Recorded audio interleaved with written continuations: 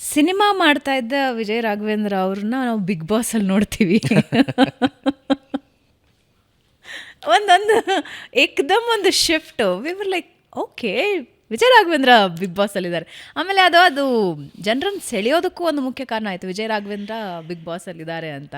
ಅಲ್ಲಿ ನೀವು ಆಡಿದ್ದು ನೋಡಿದ್ವಿ, ಕೋಪ ಮಾಡ್ಕೊಂಡಿದ್ವಿ, ವಿಜಯ್ ರಾಘವೇಂದ್ರ ಹೆಂಗೆ ಸಿಡಿಬಹುದು ಅನ್ನೋದನ್ನು ನಾವು ನೋಡಿದ್ವಿ, ನಕ್ಕಿದ್ದು ನೋಡಿದ್ವಿ, ದುಃಖ ಮಾಡ್ಕೊಂಡಿದ್ದು ನೋಡಿದ್ವಿ.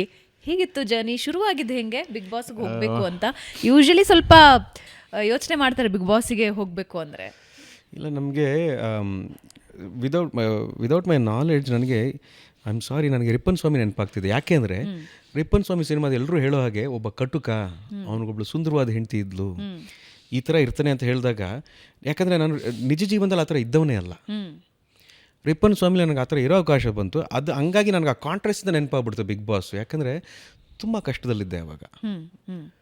ತುಂಬ ಕಷ್ಟ ಅಂದರೆ ಮುಂದೊಂದು ತಿಂಗಳು ಹೇಗೆ ಅನ್ನೋ ಥರ ಯೋಚನೆ ಮಾಡೋ ಸಂದರ್ಭ ಅದು. ಅಂದರೆ ಇವಾಗ ಸಾಮಾನ್ಯ ಜನರಿಗೆ ಏನನ್ಸುತ್ತೆ, ವಿಜಯ್ ರಾಘವೇಂದ್ರ ಅವ್ರಿಗೆ ಅಂತ ಕಷ್ಟ ಬರೋಕ್ಕೆ ಸಾಧ್ಯನಾ? ನಿಮ್ಗೇನ್ರಿ ನಿನಗಾಗಿ ಅಂತಾರೆ. ನಿನಗಾಗಿ ಆಗಿದ್ದು 8 ವರ್ಷದಿಂದ ಕಣಪ್ಪ, 10 ವರ್ಷದಿಂದ. ಆವಾಗ ನನ್ನ ಮಗಂಗೆ ಇನ್ನೂ ಒಂದು 4 ವರ್ಷ 5 ವರ್ಷ. ಸೊ ಒಂಥರ ತುಂಬ ಹಿಂಸೆ ಆಗ್ತಿತ್ತು. ಎಲ್ಲೂ ಹೋಗ್ತಾ ಇದ್ದೀನಿ, ಏನು ಮಾಡ್ತಾ ಇದ್ದೀನಿ ನನಗೆ ಗೊತ್ತಿಲ್ಲ. ಸಡನ್ನಾಗಿ ಒಂದೊಂದ್ಸಲ ಸಿಟ್ಟು ಬಂದುಬಿಡ್ತಾ ಇತ್ತು. ಯಾವುದೋ ಸಿಟ್ಟನ್ನ ತೊಗೊಂಡು ನನ್ನ ಮಗನ ಮೇಲೆ ಹಾಕ್ಬಿಡ್ತಾ ಇದ್ದೆ. ಅವ್ನಿಗೊಂದ್ಸಲ ಹೊಡೆದ್ಬಿಟ್ಟಿದ್ದೆ. ನಾನು ಹೊಡೆದ್ಬಿಟ್ಟು ಏನು ಮಾಡಿದೆ, ನನಗೆ ತಡಿಲಾರದೆ ನಾನು ಬಾತ್ರೂಮಲ್ಲಿ ಹೋಗಿ ಅಳಕ್ಕೆ ಸ್ಟಾರ್ಟ್ ಮಾಡಿದೆ. ಅಳ್ತಾ ಇರ್ಬೇಕಾದ್ರೆ ನನ್ನ ಹೆಂಡ್ತಿ ಬಂದ್ಬಿಟ್ಲು ಒಳಗೆ. ಹೆಂಡ್ತಿ ಬಂದ್ಬಿಟ್ಟು ಕೇಳಿದೆ, ಏನಾಗ್ತಿದೆ, ವಾಟ್ ಹ್ಯಾಪನ್, ಏನಾಯ್ತು ನಿಮಗೆ? ನನಗೆ ಏನು ಮಾಡಿದೆ, ನನಗೆ ತಡಿಯೋಕ್ಕಾಗಲಿ, ನನಗೆ ಗೊತ್ತಾಗ್ತಿಲ್ಲ ಚಿನ್ನ ಅಂತ ಬಾತ್ರೂಮ್ ಕನ್ನಡಿನೇ ನೋಡ್ಕೊಂಡು ಮಾತಾಡ್ತಾ ಇದ್ದೀನಿ. ಆವಾಗಳು ಯಾಕೆ ತಲೆ ಕೆಡಿಸ್ಕೊತಾ ಇದ್ದೀರಿ? ಎಲ್ಲರೂ ಏನು ಹೇಳ್ತಾರೆ, ಎಲ್ಲರೂ ನೀವು ತುಂಬ ಪೇಷಂಟ್ ಅಂತ ಹೇಳ್ತಾರೆ, ನೀವು ತುಂಬ ತಾಳ್ಮೆಯಿಂದ ಇರ್ತೀರ, ನೀವು ತುಂಬ ಪಾಸಿಟಿವ್ ಅಂತ ಹೇಳ್ತಾರೆ. ಬಟ್ ಯಾಕೆ ಈ ಥರ why are you giving up like this?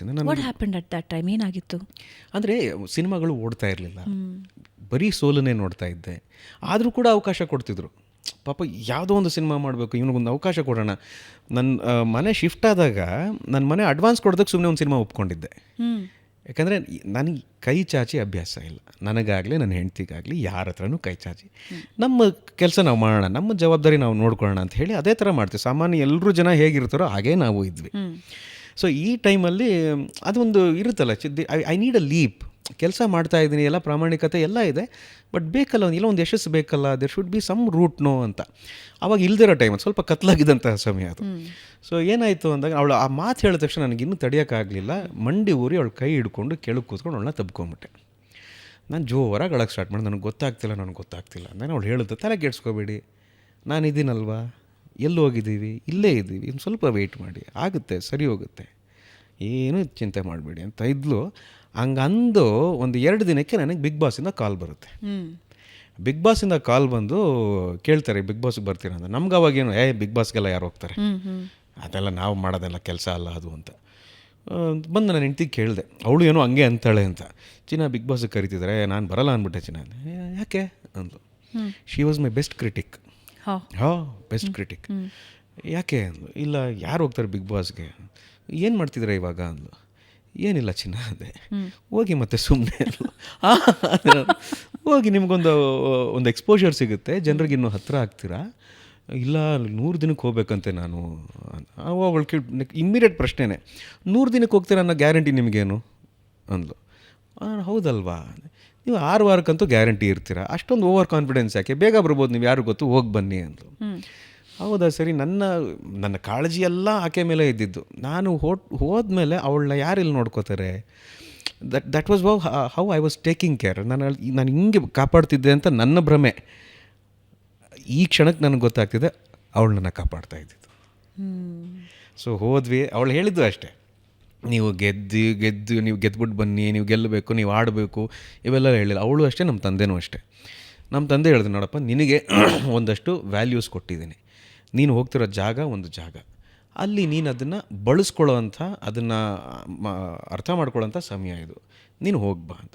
ನಾನು ಹೆಂಡ್ತಿನೂ ಅದೇ ಹೇಳಿದ್ರು, ಹೋಗಿ ಇದ್ದು ಬನ್ನಿ ಅಂತ ಹೇಳಿದ್ರು.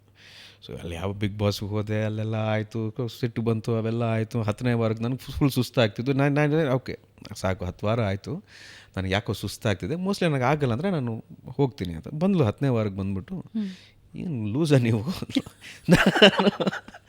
ಯಾಕೆ ನನಗೆ ಆಗ್ತಿಲ್ಲ, ನನಗೆ ಸ್ವಲ್ಪ ಸುಸ್ತಾಗ್ತಿದೆ, ನನಗೆ ಆ ಥರ ನಾಟಕ ಮಾಡೋಕ್ಕೆ ಗೊತ್ತಿಲ್ಲ, ನನಗೆ ಆಗಲ್ಲ ಅಂದರೂ ಇರಬೇಕು ಅಂತೆಲ್ಲ ನನಗೆ ಆಗಲ್ಲ. ಸರಿಯಾಗೇ ಇದ್ದೀರಾ, ಕರೆಕ್ಟಾಗಿದ್ದೀರಾ, ಒಂದು ಸ್ವಲ್ಪ ಧೈರ್ಯವಾಗಿರಿ, ಒಳ್ಳೆಯದಾಗುತ್ತೆ ಅಂಥೇಳಿ ಹೋದ್ಲು. ಆಮೇಲೆ ನಾನು ಏನು ಅಲ್ಲಿ ಗೆಲ್ಲೋ ಕೆಲಸ ನಾನೇನು ಮಾಡಿಲ್ಲಮ್ಮ, ನಾನಲ್ಲಿ ಇದ್ದಿದ್ದಷ್ಟೇ. ನಾನು ಇವಾಗಲೂ ಅದನ್ನೇ ಹೇಳ್ತೀನಿ, ನನಗೆ ಗೆಲುವನ್ನು ಕೊಟ್ಟವರೇ ಜನ. ಸುಮ್ಮನೆ ನೋಡಿ ಇಷ್ಟಪಟ್ಟರೆ ಸಾಲದು, ವೋಟ್ ಮಾಡಬೇಕು ಅಂತ ಅರ್ಥ ಮಾಡಿಸಿದ್ದೆ ಅವರು. ನಮ್ಗೆ ಅವಾಗೆಲ್ಲ ಹೊರಗಡೆ ವೋಟಿಂಗ್ ಇದೆ, ಅಲ್ಲಿ ಇಷ್ಟು ಪ್ರಮೋಟ್ ಮಾಡಬೇಕು ಅಂತ ಫಸ್ಟ್ ಸೀಸನ್ ಮಾಡಿದವ್ರಿಗೆ ಯಾರಿಗೂ ಗೊತ್ತಿಲ್ಲ. ಹೌದು ಹೌದು. ಕಾಂಟೆಸ್ಟೆಂಟ್ಸ್, ಚಾನೆಲ್, ಆಡಿಯನ್ಸ್, ಮೂರು ಜನ ಇನ್ನೊಸೆನ್ಸಲ್ಲಿ.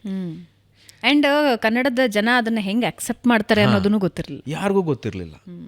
ಅದು ಏನೋ ಒಂದು ಭಾಳ ದೊಡ್ಡ ಪಾಪ್ಯುಲಾರಿಟಿ ಕೊಡ್ತು ನನಗೆ. But please let me remind you, it did not make me a star.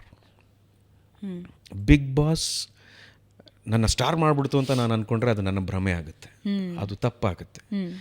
ನಮ್ಮನ್ನು ಸ್ಟಾರ್ ಮಾಡಬೇಕು ಅಂತ ಬಿಗ್ ಬಾಸ್ಗೆ ಅವಕಾಶ ಕೊಡೋದಿಲ್ಲ. ಅಲ್ಲೊಂದು ಕಾರ್ಯಕ್ರಮ ನಡೀತಿದೆ, ಅಲ್ಲಿಂದ ನಿಮಗೊಂದು ಜನರ ಮನಸ್ಸಿಗಿನ್ನ ಹತ್ತಿರ ಆಗುವಂಥ ಅವಕಾಶ, ಅದೊಂದು ಪ್ಲ್ಯಾಟ್ಫಾರ್ಮ್. ಅದು ಯಾರು ಹೇಳ್ಕೋಬೇಕು ಅಂತಂದ್ರೆ ಅಲ್ಲಿ ಹೇಳ್ಕೊಳ್ಳೋಂಥ ಜಾಗ ಅದು.